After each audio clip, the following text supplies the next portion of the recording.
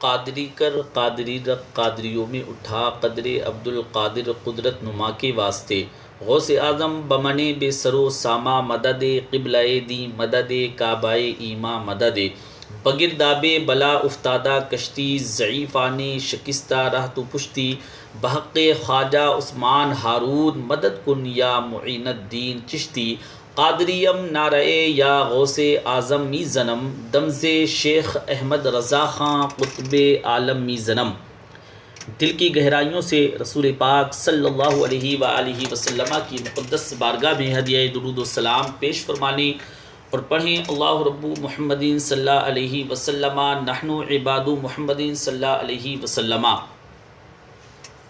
حضرات، بارگاہ غوث اعظم رضی اللہ تعالی عنہ میں ایک عورت آ گئی اور آ کر کے کہنے لگی، حضور بے اولاد ہوں، میرے محلے میں ایسی عورتیں بھی ہیں جنہیں رب تبارک و تعالی نے 14 بچے بھی دیے ہوئے ہیں، میں بے اولاد ہوں۔ اولاد بڑا میٹھا پھل ہے، تو میرے آنگن میں اگر ایک پھول کھل جائے تو میرے گھر میں بھی خوشبو پھیلے گی، میرے گھر میں بھی کوئی بچہ روئے گا تو میرا گھر بھی رونق والا ہو جائے گا۔ تو حضور میری ساس اب کہتی ہیں کہ اس کو رکھنا ہی نہیں ہے، اس کو اب گھر میں رکھنا ہی نہیں ہے، اسے طلاق دے دینی ہے۔ میرا خاوند مجھے کہتا ہے میں مجبور ہوں، میں نے بڑا عرصہ تجھے نبھایا ہے، حضور میں غریب ہوں، مجھ پر نظر کرم ہو جائے، میرے لیے دعا کر دیں، میرا مالک مجھے ایک بیٹا عطا فرما دے۔ اللہ اکبر۔ غوث اعظم رضی اللہ تعالی عنہ نے بارگاہ خدا بندی میں ہاتھ اٹھا دیے۔ حضور غوث اعظم نے عرض کیا، اے اللہ، تیری بندی تیرا بندہ سمجھ کر آئی ہے، کیا لفظوں کا حسن ہے، کیا جملوں کی تاثیر ہے، اے اللہ تیری بندی تیرا بندہ سمجھ کر آئی ہے، تو مہربانی کر جو تو نے اس کے دل میں ڈالا ہے وہ اسے عطا بھی فرما دے۔ سبحان اللہ۔ جملوں کی ترتیب دیکھیں، جو تو نے اس کے دل میں ڈالا ہے وہ اسے عطا بھی کر دے۔ تو ہاتف غیب سے ندا آئی، عبد القادر اس کے نصیب میں کوئی اولاد نہیں ہے، عبد القادر اس کے نصیب میں کوئی اولاد نہیں ہے، مقدر میں کچھ نہیں ہے۔ میں نے کہا نا انہیں منوانا آتا ہے، جب کہا نہیں تو غوث اعظم رضی اللہ تعالی عنہ رو پڑے، کہنے لگے میں سمجھ گیا ہوں تو مجھے رسوا کرنا چاہتا ہے، تو مجھے رسوا کر دے، تجھے نہیں پتا کہ عبد القادر کے پاس جا رہی ہے، تو مالک تو اس کے ارادے سے آگاہ نہیں تھا، مولا تو بے نیاز ہے، مولا تو بے نیاز ہے، تجھے پتا تھا کہ میرے پاس آ رہی ہے، ٹھیک ہے یہ کہے گی لوگوں سے میں عبد القادر کے دروازے تک ہو آئی ہوں، مجھے تو کچھ نہیں ملا، تو ٹھیک ہے مولا میں تیری رضا پہ راضی ہوں، تیری قضا پہ شاکر، ٹھیک ہے نہ دے میں راضی ہوں، تو مجھے رسوا کرنا چاہتا ہے۔ بس یہ دعا ہو رہی تھی کہ ہاتف غیب سے ندا آئی، اے عبد القادر، ہاتف غیب سے ندا آئی، عبد القادر تو بول کتنے اس کو بیٹے چاہیے، بول عبد القادر کتنے بیٹے دوں، بول کتنے بیٹے چاہیے۔ خدا کے فضل سے ہم پر ہے سایہ غوث اعظم کا، خدا کے فضل سے ہم پر ہے سایہ غوث اعظم کا، ہمیں دونوں جہاں میں ہے سہارا غوث اعظم کا۔ کہا تو بول کتنے دوں، کہا یا اللہ ایک مانگنے آئی تھی، تو مہربانی کر 7 عطا فرما دے۔ ایک بیٹا لینے آئی تھی، رب کریم نے اسے 7 بیٹے عطا فرما دیے۔ سبحان اللہ۔ او بھائی تجھے منوانا ہی نہیں آتا، تو اس رستے کا مسافر ہی نہیں ہے۔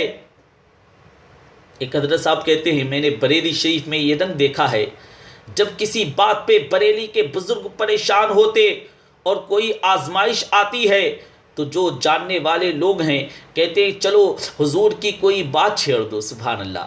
حضور کی کوئی بات چھیڑ دو، جب نعت پاک چھڑ جاتی ہے تو چہرے کھلنا شروع ہو جاتے ہیں، وہاں بھول جاتے ہیں لوگ، اپنے سارے غموں کو بھلا دیتے ہیں۔ جنہیں منوانا آتا ہے، جنہیں منوانا آتا ہے، اللہ کے ولی کا کمال یہ ہے کہ اسے رب کو منوانا آتا ہے، وہ منوا لیتا ہے، اللہ اپنے فضل سے اس کی بات مانتا ہے۔ رب کو کوئی مجبور نہیں کر سکتا، کہتا ہے وَعَلَى نَفْسِهِ الرَّحْمَةِ، اپنے فضل سے مانتا ہے۔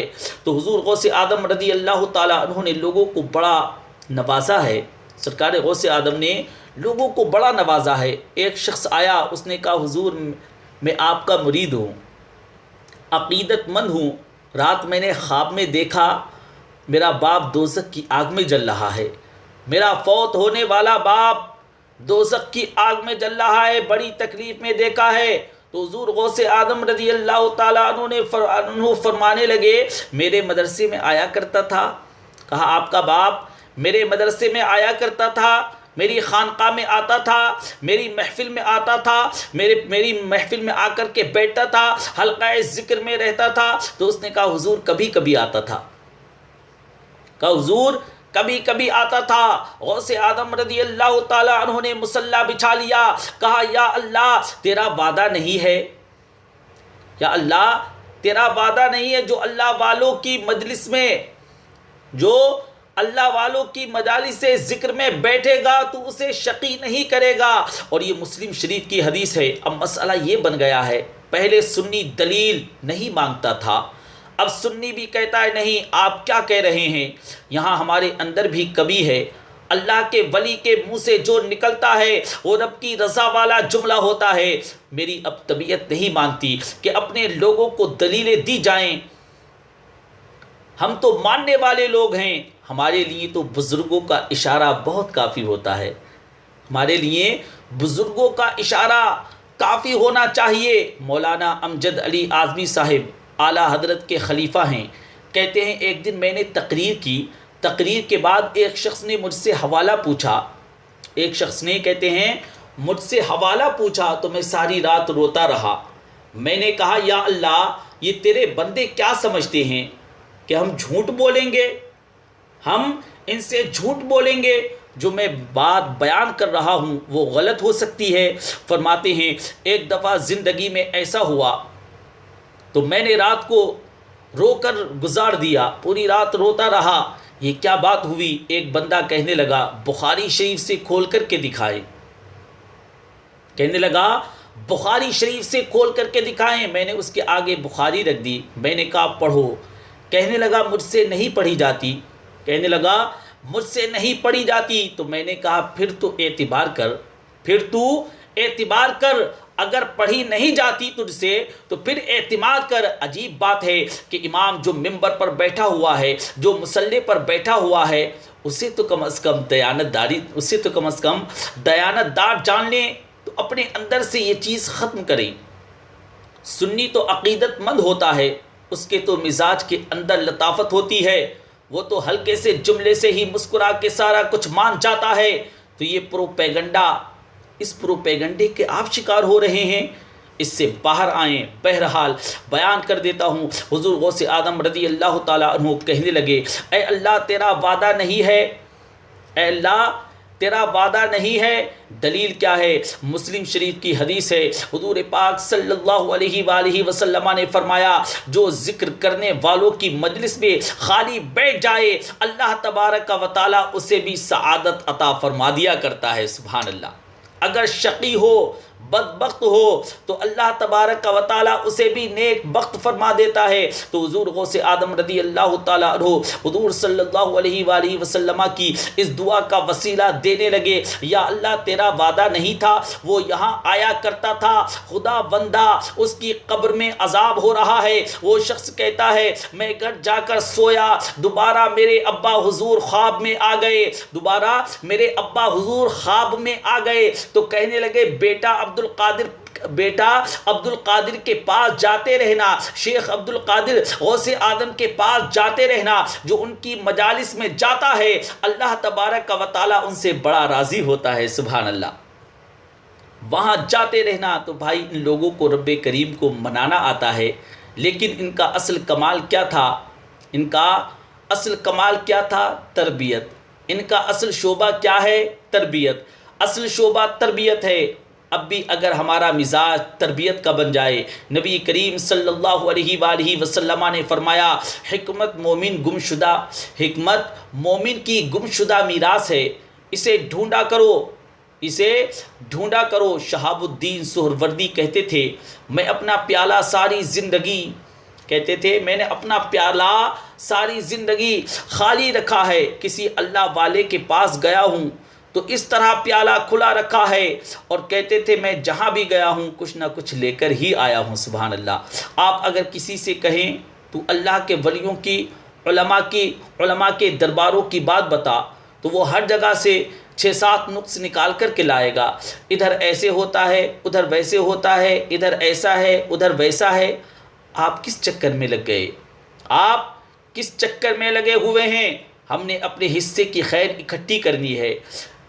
ہم نے اپنے حصے کی خیر اکٹھی کرنی ہے. کیوں وہ والی اینک لگائی ہے جس اینک پہ ہم نے گرد تنقید کی ڈالی ڈال لی ہے؟ ساری زندگی تنقید کرنے والا اندر سے خالی ہے. اس کی زندگی اس طرح ہے جس طرح پاگلوں کی ہوتی ہے. بول بول کے اور تنقید کر کر کے اس نے اپنے دل کی زمین بنجر کر لی ہے.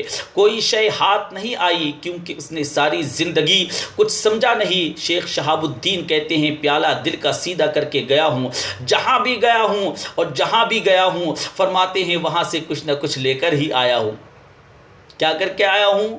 کچھ نہ کچھ لے کر کے آیا ہوں. تو پیارے اسلامی بھائیوں, آپ بھی اللہ تبارک و تعالیٰ کے ولیوں کی بارگاہ میں جایا کریں تو خالی پیالہ لے کر کے جایا کریں, وہاں سے بھر کر کے لایا کریں. اللہ تبارک و تعالیٰ کی بارگاہ میں دعا ہے کہ میرے اس بولنے میں جو بھی لغزش آئی ہو اللہ تبارک و تعالیٰ اپنے حبیب لبیب صلی اللہ علیہ وآلہ وسلم کے توسل اس کو معاف فرمائے اور ہم سب کو سننے سے زیادہ عمل پیرا ہونے کی توفیق رفیق مرحمت فرمائے. آمین بجاہ النبی الامین صلی اللہ علیہ وسلم.